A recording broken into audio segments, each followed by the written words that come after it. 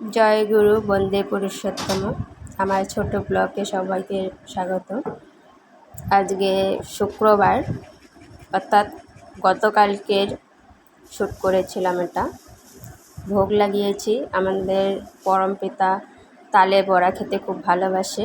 তালের যে কোনো জিনিস তৈরি করে দিলে খুব খুশি হন। তাই আমার ইচ্ছে হলো যে ভাদ্র মাসে শুক্রবারই পরমপিতার জন্য কিছু ভোগ লাগাবো। ভোগ অর্থাৎ আমাদের চাল প্রসাদ তো চলে না, অর্থাৎ চালের কোনো জিনিসই চলে না আমাদের, তো আদার্স সব চলে। তাই তালের বড়া করেছি, কাঁচা তাল দিয়েছি, আর লুচি করেছি, সাথে তাল দিয়ে, সুজি দিয়ে, নারকেল দিয়ে, আর কিশমিশ, কাজু বাদাম, চিনি এসব দিয়ে একটা ক্ষীর তৈরি করেছি।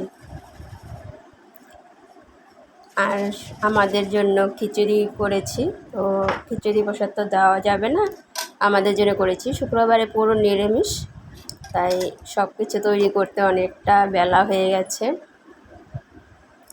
এখন মোটামুটি 2:30-3টা বাজে প্রায়। এখন ভোগ লাগাচ্ছি। স্নান করে তোমার সমস্ত জিনিস বানাতে বানাতে অনেক লেট হয়ে গেছে।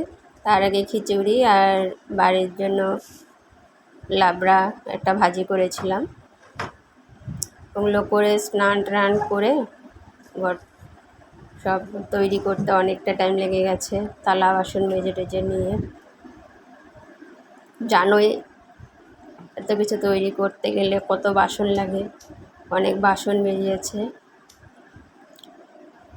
আমরা পরমপিতাকে না দিয়ে তাল খেতে পারি না, তাই পরমপিতাকে আগে দিয়ে দিয়েছি।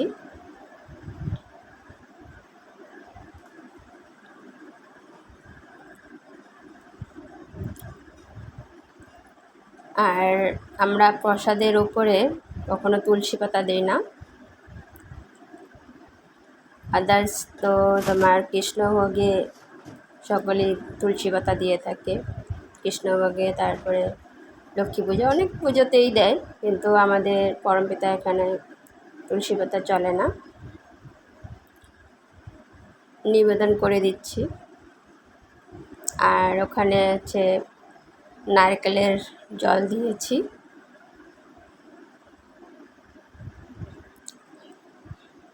সমস্ত নিবেদন করে দেওয়া হলো।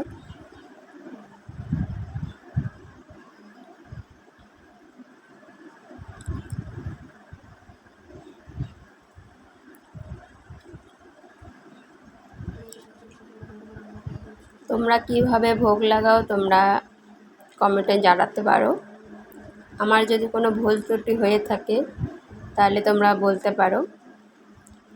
আমার ইচ্ছে হলো যে আজকে পরমপিতাকে ভোগ লাগাবো,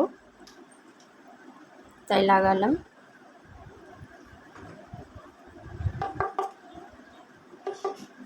অনেক দিন থেকেই ভাবছিলাম।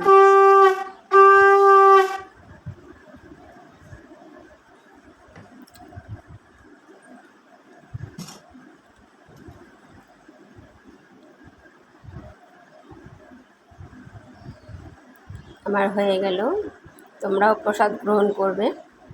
Bye bye, tata.